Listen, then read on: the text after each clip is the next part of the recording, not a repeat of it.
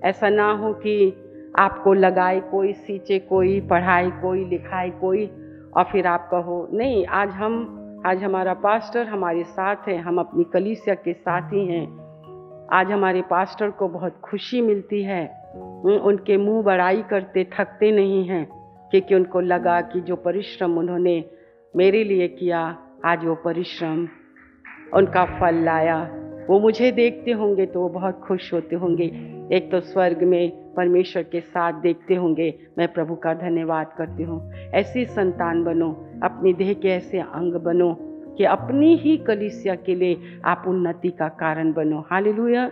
देह के विरोध में मत जाइए, हर किसी से ना सीखें। बहुत हंसी मजाक ठट्टा करने वाले भी इस कलीसिया में हैं, आप उनके समान मत बनिए। आप मसीह मेरा सर है, इस कलीसिया का सर मसीह है, हम उसकी देह हैं। आपको अपने पास्टर के हाथ के नीचे रहना है, आपको उनसे सीखना है, उनके साथ संगति करना है, आप उनके साथ आपको शिक्षा लेना है, रोटी तोड़ना है। जो रोटी आप खाते हो और जो रोटी आपको आपके आत्मिक जीवन की उन्नति का कारण है, आपने आशीष पाई है, आप उस रोटी को आप दूसरों को शेयर कर सकते हो। पर जो रोटी आपने खाई नहीं, आपको टेस्ट का ही नहीं पता है, तो आप कैसे बोलोगे? समझते हैं इस बात को? हाँ, रोटी तोड़ना वो कहते हैं। एक सेहतमंद कलीसिया क्या होती है? एक अच्छा पास्टर अपने बच्चों को अपनी जिंदगी के अनुभव से सिखाता है। बाइबल, कॉलेज में जाकर हम बाइबल नहीं सीखते हैं, दुखों में जाकर बाइबल सीखते हैं, संघर्षों में बाइबल सीखते हैं, परीक्षाओं में बाइबल सीखा जाता है, प्रलोभनों में बाइबल सीखा जाता है।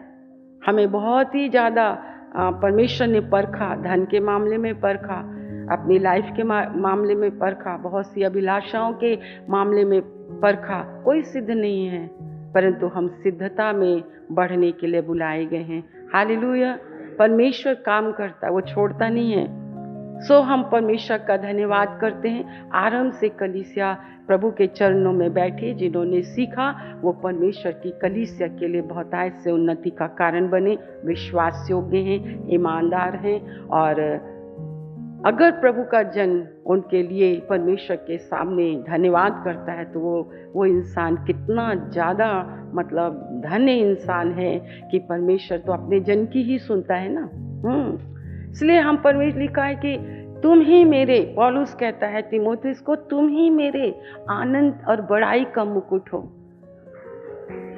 तो कितने लोग मेरे आनंद और बड़ाई का मुकुट बनना चाहते हैं? प्रभु आप लोगों को बहुत आशीष दे, बहुत आशीष दे। तो क्या है वो आनंद और बड़ाई का मुकुट? जो परमेश्वर के जन ने, पौलुस ने तीमुथियुस को सिखाया, तीतुस को सिखाया, उसने सिखाया और वो बिल्कुल उसी सीख पर चले। अगर हम इतने सालों से चर्चा रहे हैं, ध्यान से सुनिएगा, पर हमने बहुत से वचन सुने, बहुत से ये हैं, पर आप उसकी आज्ञा का पालन नहीं करें तो क्या मतलब है? ये जीवन निष्फल है, ये जीवन कभी फलवंत नहीं होता। आपका जीवन नहीं बदला तो कोई कोई वो नहीं है, और आप अपने आप को नहीं बदल सकते। परमेश्वर का हम धन्यवाद करते हैं पवित्र आत्मा के लिए। ठीक है, 2 बातें मैं बताऊंगी और उस बातों को आप एकदम नोट कर लीजिए। एकदम ये है, नोटबुक में लिखने से अच्छा है, वो अच्छी बात है, पर उसको ना हृदय में लिखो, हृदय में लिखो, हृदय में लिखो, फिर नोट करो कि आज मैंने ये सीखा।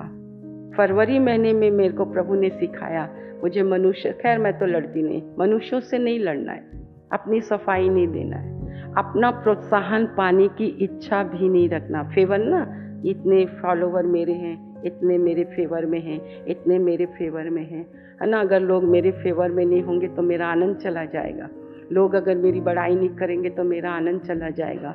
नहीं, मनुष्य की बड़ाई आज है, कल चली जाएगी, परंतु परमेश्वर जो बड़ाई मनुष्य की करता है वो हमेशा हमेशा करता है। परमेश्वर के वचन को उल्टा मत लेना, परमेश्वर के वचन को उल्टा नहीं लेना। हम भी बहुत कुछ हैं, हम कुछ नहीं। अपने पड़ोसी बोलो, आई एम नथिंग, घास के समान, फूल के समान, झट मुरझा जाना, है ना, आज दिखाई देना कल नहीं दिखाना, टेढ़े मेढ़ी बात बोलो। परमेश्वर ऐसा नहीं है, नम्र है, दीन है, सेवक है, दास है। बड़ा बड़ा काम नहीं किया उसने, क्या किया, छोटे छोटे काम किए। सेवक बना, सेवक बनो। जिसके अंदर सेवक बनने की इच्छा होती है, मुंह से नहीं, वो अंदर देखता है, वो अंदर देखता है। पीछे बैठने वालों को वो सामने ला देता है, पर सामने वालों को वो पीछे कर देता है। हमें परमेश्वर बता देता है, इससे ज्यादा नहीं, इसको बोल नीचे ही बैठे रहना। आप सिर्फ नीचे बैठने के लिए हैं, वो भी तो अच्छी बात है, वो भी अच्छी बात है। बोलो, वो भी अच्छी बात है, वो तो बहुत ही अच्छी बात है। बोले, हाँ, ऊंचा नहीं चढ़ना है, ऊंचा परमेश्वर चढ़ाएगा। हालेलुया। इसकी तो इच्छा भी नहीं रखना, बोलो इच्छा भी नहीं रखना है ना। परमेश्वर की मर्जी है, जिसको उठाए उसकी मर्जी है, जिसको दान दे उसकी मर्जी है, उसको ये दे। हालेलुया। पर जब भी आपको अवसर मिलता है, उस अवसर को आप बहुत बहुमूल्य जाने। जब आप खुदा की सेवा करते हैं तो आप खुदा की सेवा कीजिए, उसके चेहरे को देखो। आप मनुष्य के चेहरों को मत देखो। मनुष्य के प्रभु को कहना चाहिए खुश करने वाले कभी ना बनो। प्रभु हमें सिखाता है, क्योंकि मनुष्य कभी खुश नहीं हो सकता, कभी खुश नहीं हो सकता। पर हाँ, परमेश्वर के बारे में कैसे संडे प्रभु ने बताया, ज्योति, या तो आप उसके लिए ज्योति बनोगे, लोग पास से गुजरोगे, लोग अपने आप जान जाएंगे तुझ में कुछ खास है, तुझ में ज्योति है। आपके अंदर की ज्योति दूसरों को प्रकाशित करेगी, अंधकार को मिटाएगी। जहाँ जहाँ तुम रहते हो वहाँ वहाँ तुम्हारे जीवन से प्रकाश चमके। स्कूल होने दो, कॉलेज होने दो, किसी कंपनी में काम करो, ऑफिस में तुम काम करो, कहीं पे भी तुम काम करो, जो तुम्हारे अंदर है वो बहुत बड़ा है। सामने वाले से वो बहुत बड़ा है। तुम छोटी सी दुकान में काम करते हो, पर तुम्हारे अंदर तो बहुत बड़ा है ना, है ना। याकूब के मामा ने, लबान ने ये जान लिया कि याकूब के कारण आशीष है, तो आपके दुकान में आपके कारण आशीष है, और आपका बॉस जान लेगा, आपकी कंपनी जान लेगी। हालेलुया। ये चीज़ों को आपको कभी भूलना नहीं है, आपको इसका अंगीकार करना है, और आपको इसको, ये है परमेश्वर आशीष देने के लिए ही है। हालेलुया। सो 2 बातें मैं आपको प्रकाशित वाक्य से बताऊंगी, जो अभी इन दिनों में पवित्र आत्मा के विषय में है। जिसके जीवन में, मेरे साथ बोलो, जिसके जीवन में पवित्र आत्मा नहीं है वो उसका जन नहीं है। और जब हम उसके जन ही नहीं हैं, हम उसके लोग ही नहीं हैं, तो हम कितनी भी प्रार्थना करें, परमेश्वर क्या हमारी प्रार्थना को सुनेगा? नहीं। हमें परमेश्वर के लोग बनना है। इस पृथ्वी में परमेश्वर ने आपको, ठीक है, मैं पहले क्वेश्चन पूछूंगी, जो ठीक है, जल्दी से पढ़ेंगे हम। प्रकाशित वाक्य की पुस्तक, उसका 4था अध्याय।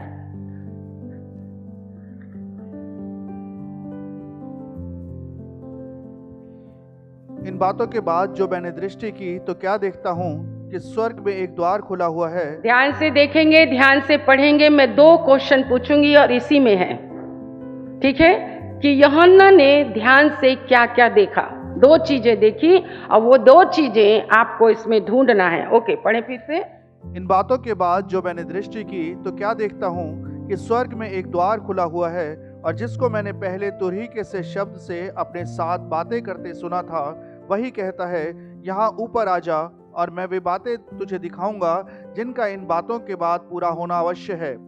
तुरंत मैं आत्मा में आ गया और क्या देखता हूँ कि एक सिंहासन स्वर्ग में रखा है, और उस सिंहासन पर कोई बैठा है।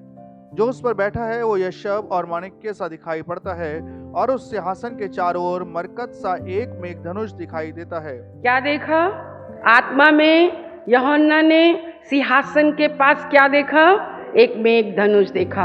और ये इसके ऊपर टॉपिक क्या लिखा है? जितने आराधना करने वाले लोग हैं, है ना, आराधना हर चर्च में आराधना, ये जो तुम बाहर बाहर देखते हो ना, कैमरे लगे हैं, फोकस, है ना, तो आपको लगा अरे मेरे तरफ कैमरा मारा, है ना, हाँ यही सही है। ये सब मसीह नहीं है। हम ही आदर बटोर रहे हैं, शोर शराबा कोलाहल, ये सब भस्म होने वाले लोग हैं आत्मा और सच्चाई से। दो चीजें देखा सिंहासन के पास, दिखाता हूं, इधर आओ मैं तुम्हें दिखाता हूं। और मैंने क्या देखा? ये स्वर्ग की आराधना की बातें हो रही हैं। पृथ्वी पर रहा, जैसे परमेश्वर ने हमें स्विंग दिखाया ना, कैसे मैंने भी झूला है, अभी हमारे यहाँ भी है, जाके प्रैक्टिस करना जरा। इधर पैर पीछे जमीन में रखना, जितना पीछे जा सकते हो पीछे करना, और जब अपने आप को छोड़ोगे ना तो आप पृथ्वी से थोड़ी ऊपर, आई हम ऊपर हैं। आपको परमेश्वर जो आत्मा और सच्चाई से, बुद्धिमान स्त्री अपने बच्चों के चाल चलन को बहुत ध्यान से देखती है। जब मैं ऐसे करती हूँ ना तो समझ जाए, यहाँ प्यार भी है, यहाँ पे दुलार भी है, यहाँ पे छड़ी भी है, पर सब कुछ आपकी आत्मिक उन्नति के लिए है। आप नहीं आओगे, मैं आपके घर में कभी नहीं सिखाऊंगी। आप यहाँ से रूठ कर चले जाओगे, पैर पटक के चले जाओगे। आपके विषय में मैंने ये भी सुन लिया ना कि आप फलाने के साथ गॉसिप करते हैं, मैं आपको कभी शिक्षा नहीं दूंगी। और आज मैंने पढ़ा है, शिक्षा, जीवनदायी डांट जो होती है ना, वो बहुत अच्छी होती है। अपने पड़ोसी को कहे, मतलब आपको जीवन देने वाली डांट मिल रही है। अरे करो ना अनादर, जाओ मॉल वॉल में, मार्केटों में जाओ, तुम अपने घरों में जाओ, मैरिज पार्टियों में जाओ, बर्थडे पार्टियों में जाओ, अविश्वासियों की पार्टी में जाओ, अविश्वासियों के घरों में जाओ, जैसे जाओ। मैं नहीं देखती हूँ, वो देखता है वो। इसलिए हम चर्च आकर भी हम आशीषित इंसान नहीं बन पाते, हम जीवन देने वाले नहीं बन पाते, हम फ्रूटफुल जिसको बोलते हैं, फलों से लदा हुआ हम नहीं होते हैं। उसने सिंहासन पर एक मेघ धनुष देखा, मतलब ये क्या है? हमारे पीछे परमेश्वर की वाचाएं हैं, प्रतिज्ञाएं हैं। इस पृथ्वी पर जब आप हो, कलीसिया है, तो कलीसिया जब आराधना करती है, सिंहासन होता है, आत्मा होती है, स्वर्गदूत होते हैं, संत होते हैं, प्रभु होता है, यहाँ सब कुछ होता है। आंखें खुल जाती हैं और हम अपने पीछे क्या देखते हैं? वाचाओं को देखते हैं, प्रतिज्ञाओं को देखते हैं। वाचा प्रॉमिस, परमेश्वर के हमारे पीछे परमेश्वर का वचन है, परमेश्वर की प्रतिज्ञाएं हैं। मेरे साथ प्रभु है, मैं तुझे कभी नहीं छोड़ूंगा। तू छोटा है, तू छोटा तो कहलाता है, पर तू हजारों में तू हो जाएगा। मैं तुझे उठाऊंगा, हाँ मैं तुझे बनाऊंगा। इस पृथ्वी में, कलीसिया में परमेश्वर ने आपको एक क्या चीज दी है? बोलो, वाचाएं दी है, प्रतिज्ञाएं दी हैं। बहुत सी प्रतिज्ञाएं हैं। ऐ मैं तेरा परमेश्वर, तुझे नाम लेकर चुनूंगा, मैं तुझे बुलाऊंगा। ठीक है। और दूसरी बात क्या है? आगे पढ़ेंगे। हाँ, उस सिंहासन के चारों ओर 24 सिंहासन हैं, और इन सिंहासनों पर 24 प्राचीन श्वेत वस्त्र पहने हुए बैठे हैं, और उनके सिरों पर सोने के मुकुट हैं। उस सिंहासन में से बिजलियां और गर्जन निकलते हैं, और सिंहासन के सामने आग के 7 दीपक जल रहे हैं। वे परमेश्वर की 7 आत्माएं हैं। और क्या है वहां पर? परमेश्वर की 7 आत्माएं। तो आपके अंदर क्या है? पीछे क्या है? वाचाएं हैं। जोर से। और अपने पड़ोसी को बोले, मेरे अंदर मेरे अंदर परमेश्वर की आत्मा है। मेरे अंदर परमेश्वर की आत्मा है। इस पृथ्वी पर मैं स्वर्गीय देह भी रखूंगा और शारीरिक देह भी रखूंगा। स्वर्गीय देह मेरे परमेश्वर से मिलेगी और ये स्वर्गीय देह के द्वारा परमेश्वर की आत्मा बहेगी और मेरा परमेश्वर मेरी जिंदगी से महिमा पाएगा। Praise the Lord, praise the Lord. परमेश्वर पहले स्वर्गीय देह देता है, फिर परमेश्वर एक शारीरिक देह देता है जिसको हम पहनकर चलते और फिरते हैं और हम परमेश्वर के राज्य की महिमा के लिए बहुत आयत से इस्तेमाल होते हैं। हालेलुया। शरीर बहुत जल्दी मिट्टी में मिल जाएगा। आप ये नहीं जानते। आप ये मत सोचो मैं तो 80 साल होकर ही मरूंगा। आप ये मत सोचो मैं तो 90 साल होकर ही मरूंगा। नहीं, आपकी उम्र तक आपके हाथ में नहीं है। आप रात में सो, सुबह कोई कारण नहीं होता मृत्यु का, परंतु मृत्यु ये शारीरिक मृत्यु से भयंकर है आत्मिक मृत्यु। आत्मिक मृत्यु हो गई फिर आपका ये पुनर्जन्म नहीं हो सकता। एक बार भेज दे प्रभु, अब नहीं करूंगा। बेटे तेरे को मैंने बहुत साल देखा। 2 चीज चाहिए मुझे बोलो, मुझे 2 चीज देगा प्रभु इस नए साल में, इस यूथ मीटिंग में। ये सब चीज जो आपको परमेश्वर ने दिया है वो चीजें नहीं, परंतु ये जो परमेश्वर की वाचा और ये परमेश्वर की आत्मा जो आपको शरीर से स्वर्गीय देह में पहुंचाएगी और यही स्वर्गीय देह आसमान में उठा ली जाएगी। आप गीत गाते गाते आपको लग रहा है आप शरीर में है, आप परमेश्वर की है। देखो ये मनगढ़ंत बातें नहीं है ना। मेरे से तो बहुत ही दूर रहना। मैं इज्जत करती हूँ, बहुत करती हूँ, परंतु पता है ये स्वर्गीय देह फिर स्वर्गीय ही होती है। उसमें फिर थोड़ी सी भी संसारिकता दिखाई नहीं देती। इसलिए यहाँ पर है स्वर्गीय और शरीर। आज ही मैंने याकूब में पढ़ा। क्या पढ़ा? आइए मेरे साथ पढ़ लें। जितने ईर्ष्यालु हैं, जलस फील करते हैं, दूसरों की उन्नति से जलते हैं। मैं बाहर वालों की बात नहीं कह रही, मैं कलीसिया की बातें कर रही हूं। कैसे पहचानेंगे आप?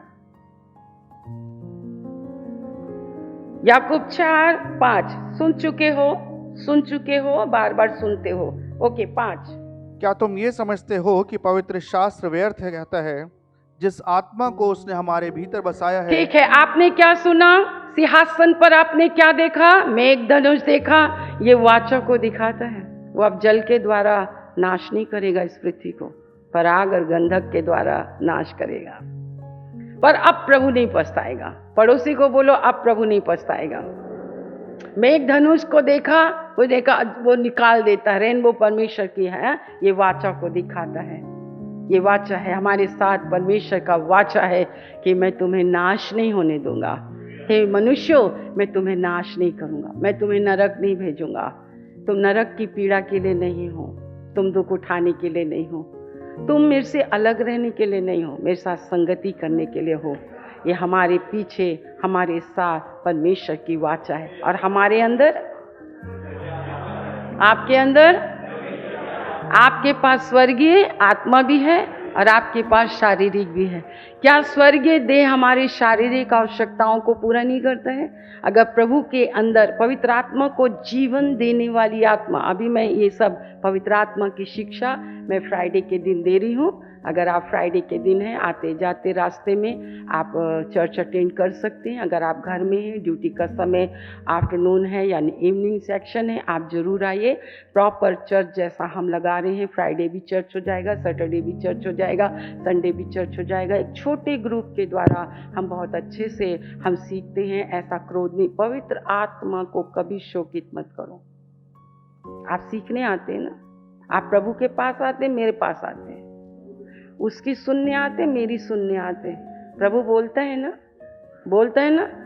याकूब की पुस्तक निकाल लिया आपने? ठीक है। अब मैं प्रश्न पूछूंगी, आप जवाब देना। 6 वचन को पढ़ देंगे, 4 का 6। वह तो और भी अनुग्रह देता है इस कारण ये लिखा है, परमेश्वर अभिमानियों का विरोध करता है पर दीनों पर अनुग्रह करता है। अनुग्रह किसको मिलता है? ये जो आपको अनुग्रह, सामने आइए, प्रार्थना कीजिए, सामने आइए, गाइए, इस गीत को गाइए। किसके लिए? जो दीन है ना, उसको अनुग्रह मिलता है। हम भी कुछ, आई एम द बेस्ट, ऐसे गाया करो, आई एम द बेस्ट। ये मत गाओ कि I am a Christian, I am Christian. Christian को आपने देखा कहाँ है? क्रिश्चियनों को देखना है। आपको क्रिश्चियन बनना है, आपको क्रिश्चियन बनना है। पढ़ो उसके 3:13 से। तुम में ज्ञानवान और समझदार कौन है, जो ऐसा हो वह अपने कामों को अच्छी चाल चलन से उस नम्रता सहित प्रकट करे जो ज्ञान से उत्पन्न होती है। पर यदि तुम अपने अपने मन में कड़वी डाह और विरोध रखते हो, तो सत्य के विरोध में घमंड ना करना और ना तो झूठ बोलना। ये ज्ञान वो नहीं जो ऊपर से उतरता है, वरन सांसारिक और शारीरिक और शैतानिक। आज कलीसियाओं में संसारिक और शारीरिक और शैतानिक आत्मा काम करती है, जो अपने आप को आगे और आगे, ये अच्छी आत्मा नहीं है।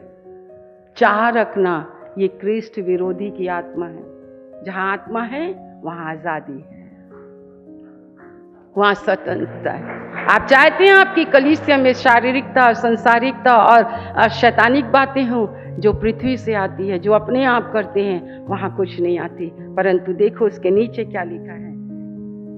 क्योंकि जहाँ डाह और विरोध होता है, वहाँ बखेड़ा और हर प्रकार का दुष्कर्म भी होता है।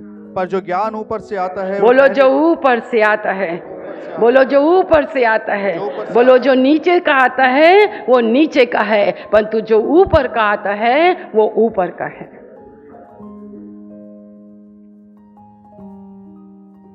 अब वो कैसा होता है? वो पहले तो पवित्र होता है, फिर मिलनसार, कोमल और मृदुभाव और दया और अच्छे फलों से लदा हुआ और पक्षपात और कपट रहित होता है।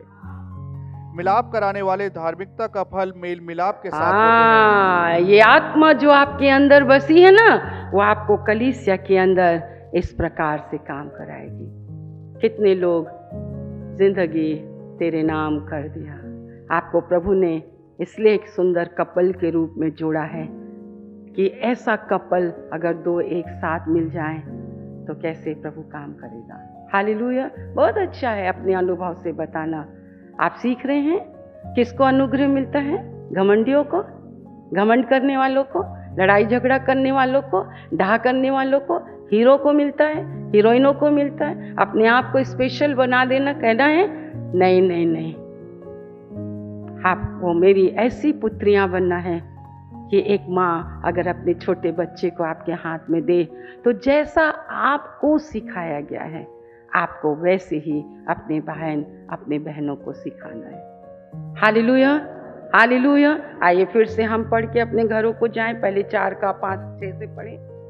क्या तुम ये समझते हो कि पवित्र शास्त्र व्यर्थ कहता है, जिस आत्मा को उसने हमारे भीतर बसाया है, क्या वो ऐसी लालसा करता है जिसका प्रतिफल डाह हो? वह तो और भी अनुग्रह देता है। इस कारण ये लिखा है, परमेश्वर अभिमानियों का विरोध करता है पर दीनों पर अनुग्रह करता है।